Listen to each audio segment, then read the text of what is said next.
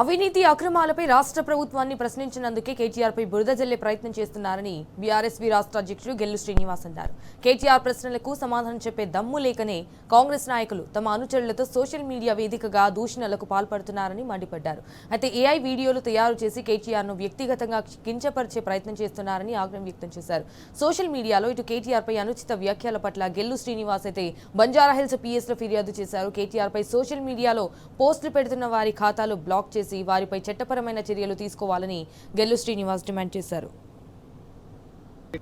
ఈ ప్రభుత్వాన్ని ప్రశ్నిస్తుంటే, ఈ ప్రభుత్వంలో జరుగుతున్న అవినీతిని ప్రశ్నిస్తుంటే, సింగరేణి వాటిని ప్రశ్నిస్తుంటే చాలా కుంభకోణాలు విద్యాశాఖలో సోషల్ వెల్ఫేర్ డిపార్ట్మెంట్లో పాటు చాలా మొత్తం వేల కోట్ల రూపాయల వేల కుంభకోణాలను ఇవాళ బీఆర్ఎస్ పార్టీ ప్రశ్నిస్తుంది. కాబట్టి ఆ ప్రశ్నలకు సమాధానం చెప్పే దమ్ము ఇవాళ ఈ ప్రభుత్వంలో లేక, ముఖ్యమంత్రి గారికి కానీ మంత్రి గారికి సమాధానం చెప్పే దమ్ము లేక ఇవాళ వాళ్ళ అనుచరులను వాళ్ళ ఫాలోవర్లను పెట్టుకొని ఇష్టం ఉన్నట్టుగా సోషల్ మీడియాలో కానీ, ఇన్స్టాలో కానీ, ఫేస్బుక్ కానీ ఇలాంటి వాటిల్లో వాటి వేదికల నుంచి ఇవాళ కేటీఆర్ గారిని వ్యక్తిగతంగా దూషించే విధంగా ఏ వీడియోలు తయారు చేసి ఇవాళ కేటీఆర్ గారి ప్రతిష్టను భంగపరిచే విధంగా ఇవాళ మాట్లాడటాన్ని తీవ్రంగా ఖండిస్తున్నాం. ఇవాళ కేటీఆర్ గారి మీద ఎవరైతే ఇష్టం ఉన్నట్టుగా బాలగారు ఎవరైతే మాట్లాడో వాళ్ళందరిపైన చర్యలు తీసుకోవాలని చెప్పి, అలాంటి అకౌంట్లు అన్నింటినీ సీజ్ చేయాలని చెప్పి ఇవాళ రాష్ట్ర ప్రభుత్వాన్ని, పోలీస్ డిపార్ట్మెంట్ని ఇవాళ మేము రిక్వెస్ట్ చేస్తున్నాం.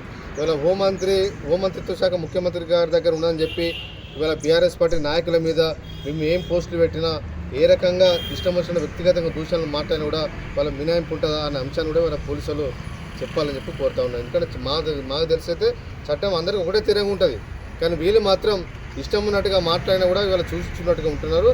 అదే ఈ ప్రభుత్వంలోని అవినీతిని, రాష్ట్ర ప్రభుత్వంలో జరుగుతున్న వివిధ డిపార్ట్మెంట్లో జరుగుతున్న అవినీతి అక్రమాల గురించి మాట్లాడిన బీఆర్ఎస్ పార్టీ నాయకులను, సోషల్ మీడియాలో పెట్టిన బీఆర్ఎస్ పార్టీ నాయకులను, కార్యకర్తలందరినీ కూడా ఇవాళ పోలీసులు తీసుకొచ్చి ఎస్ఐలు, సిఐలు పిలిచి పోలీస్ స్టేషన్లో ఇవాళ కౌన్సిలింగ్ ఇచ్చి భయభ్రాంతాలకు గురి చేసి అక్రమ కేసులు పెట్టి మా వాళ్ళ మీద కేసులు పెడతారు, జైలు పంపిస్తారు.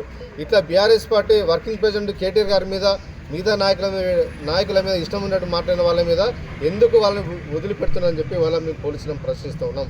ఇప్పటికైనా పోలీసులు అందరూ ఒకే తిరిగా చట్టాన్ని కానీ ఒకే తిరిగా చూసేంటే మాత్రం కాంగ్రెస్ పార్టీ నాయకుల మీద ఎవరైతే కేటీఆర్ గారి మీద ఇష్టం ఉన్నట్టుగా మాట్లాడారో, వల్గర్గా మాట్లాడారో, అసత్య బూతులు మాట్లాడారో వాళ్ళందరినీ పిలిపించి వాళ్ళ మీద చట్టపరమైన చర్యలు తీసుకొని వాళ్ళకు శిక్షించాలని చెప్పి ఇవాళ